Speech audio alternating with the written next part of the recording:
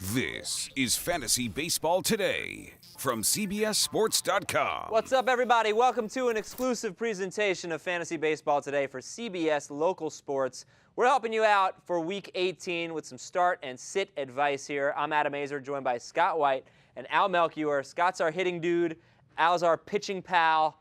Let's get to it with these starts and sits for Week 18. Scott, you're starting Austin Jackson, who has been just killing the ball lately. Red hot, yeah. 429 in his last 13 games, and really he's been hotter longer than that. Couple reasons I'm starting him today. That the Tigers have especially good matchups against the White Sox and Rockies rotations. And 5 of the 6 pitchers they face throw left-handed. He's batting .326 with an .847 OPS against lefties. There's basically every reason to start him and no reason not to. Pitching pal is starting Irvin Santana with 2 good matchups against the same terrible team. Yeah, it's a pitching matchup that every two-star pitcher wants to see at a schedule versus San Diego at San Diego. So the wraparound series works to Santana's advantage this week with a Monday and a weekend start. And this would be a great two-start week for just about anybody. But I've been basically looking for a reason to start Irvin Santana because he does nothing but get batters to swing and miss. I'm still trying to figure out why he's not having an even better season than what he's having, but this week will certainly go a long way towards improving his stats. Scott says start Chase Headley in Week 18. I do say start Chase Headley. He's a Yankee now. They have good matchups. He's at home for all 6 of those games, so we get to see how he does with the short porch and right field there. But more than anything, he's just been rejuvenated in July, hitting .320 for the month. And the beginning of July was about the time he changed the grip, the way he grips the bat. Not anything completely new for him, but he went back to the way he used to grip it 2 years ago. And his whole career before that, remember 2 years ago he had that huge breakout season. But because he broke his finger the following spring, he had to change the grip on his bat, finally changed back, is getting results with it.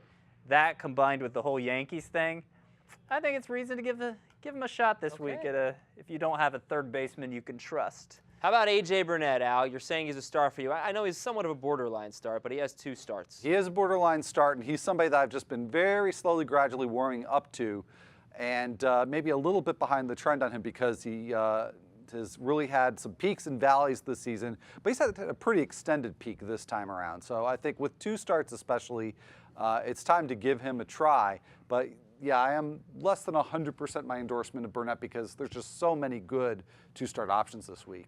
All right, how about who we're sitting in Fantasy Week 18? Yan Gomes could be a sit for you. If it's got to be a shallow league, maybe you can sub someone in from the waiver wire, or if you have a backup catcher. But not great matchups for Gomes.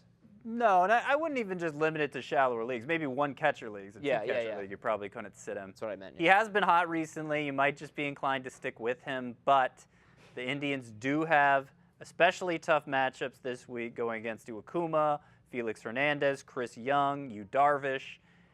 And all 6 of the pitchers they face throw right-handed. He's just a .239 hitter against righties this season, does most of his damage against lefties. Just an example of a catcher I might sit Gomes for is Stephen Vogt, who's still not getting the attention he deserves for the Athletics. Al, Jared Weaver, 2 starts on the road at Baltimore, at Tampa Bay. Sit him down. Yeah, and I don't think it's the first time that I've said that this season about Weaver.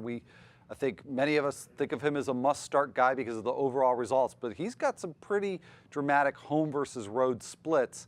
And he faces 2 teams on the road this week. One, the Orioles. They've got a really tough ballpark for Weaver, so that's pretty scary. And both the Orioles and his other opponent, the Rays, they've both been playing well lately, offensively heating up. So it's a week where I, in particular, am not trusting Weaver to start. And Scott says sit Chris Davis with a K.